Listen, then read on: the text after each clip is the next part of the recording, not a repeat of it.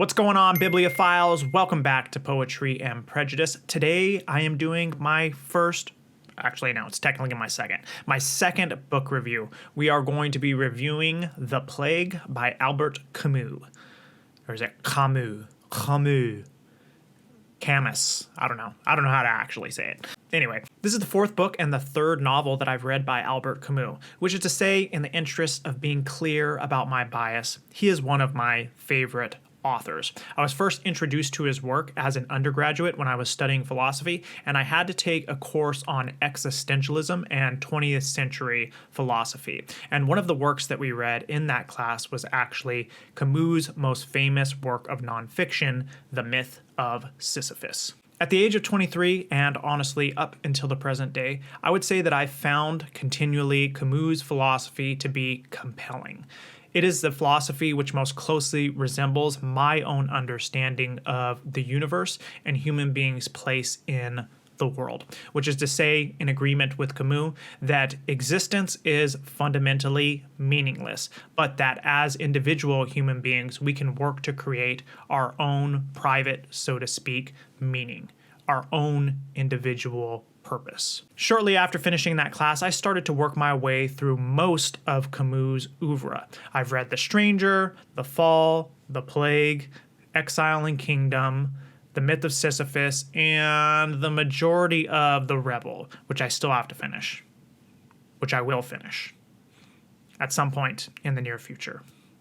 But not now. But of all Camus' works, I would say that The Plague is my favorite, which is not in any way to suggest that it is a perfect novel. The novel has many, many flaws, some of which we will be discussing towards the end of the video. But the reason why The Plague is my favorite novel of Camus is because, in my opinion, it best exemplifies his philosophy of absurdism. The Plague tells the story of, well, a plague that comes to the city of Oran at some unspecified point in the 1940s. The city of Oran is a universal city. It's like any other city in any other country in the world. It's like your city and it's like my city because it has a common essence. It is made up of people, citizens who are suffering from a common plight, the human condition. People who are trying to find a way to live a meaningful life in the face of certain death. This is further reified by Oran's situation. It is a city on a bare plateau that overlooks a bay, which overlooks, in other words, the sea. Oran has turned its back on the sea, which is to say it's turned its back on life, water being a common symbol for life. They've chosen to complacently go to sleep and become unaware of the finitude of their existence. But with the outbreak of the plague, the citizens of Oran cannot go complacently to sleep.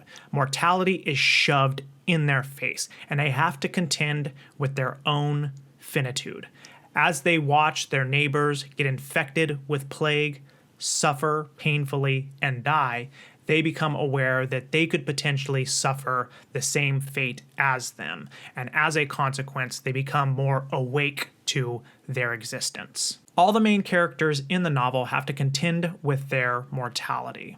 They have to determine how they are going to live in the face of a great calamity, the plague, their death.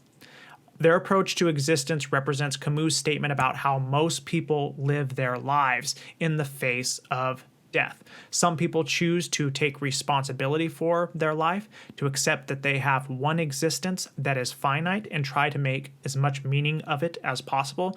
Others try to escape, either through unconsciousness or through some other means such as religion, where they could subvert the concept or understanding of death through the positing, for example, of an afterlife. Dr. Roux is the Sisyphean hero of the novel. Like Sisyphus, he accepts his fate.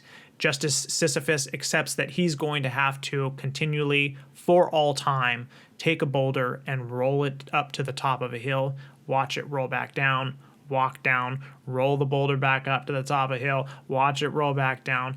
Just like that, Dr. Roux recognizes that his fate in his role as a doctor is going to be constantly putting the boulder of human health, so to speak, on his back. And he's going to have to contend against disease and infirmity in human beings. That is his purpose. And he recognizes that there's not going to be a point in time in which his task is going to be complete. He will be doing that for the whole of his finitude.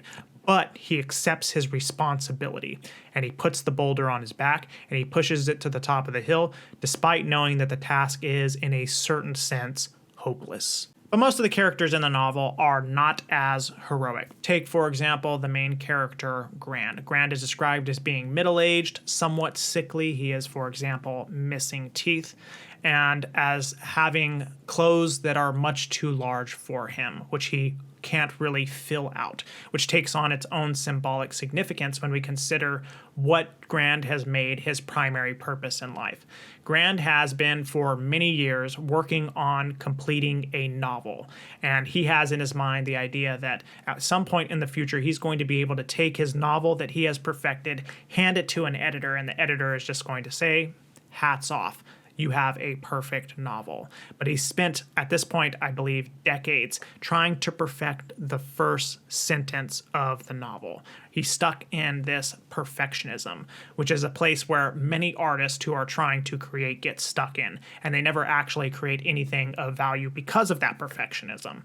And this is a statement by Camus about the way that people live, their attitude towards existence. Here we have this creature who is exceedingly absurd. He's trying to perfect a sentence, and yet all around him there is death and carnage, if you will. There's human suffering and the loss of human life. Then we have other characters like Father Panelau who use religion as a way to understand and escape the plague, to escape death. Because he has a metaphysical worldview that has a God at its center, a God who is vengeful and wrathful, who punishes sinners, he initially uses this as a way to understand the plague in order to give it some meaning, a reason for its existing. It's there to punish people who have not been as holy as he himself has. He also uses religion as a way to escape the fear of death, because in his worldview, he doesn't actually ever die. So if Father Panelau does succumb to death, he will be deposited, so to speak, in an afterlife. So even if he experiences death on earth, he's not actually going to die because his soul will transcend to heaven. And so this becomes one of the ways that a human being can contend with their mortality, which is once again a statement by Camus about one of the ways that people approach death. They try to escape it through psychological tricks, and religion, in one interpretation, is one of those tricks through the positing of an afterlife. Then we have even more absurd characters, like an asthma patient that Dr. Roux frequently visits, who tells him at one point towards the end of the novel that he knows how to live, but spends his days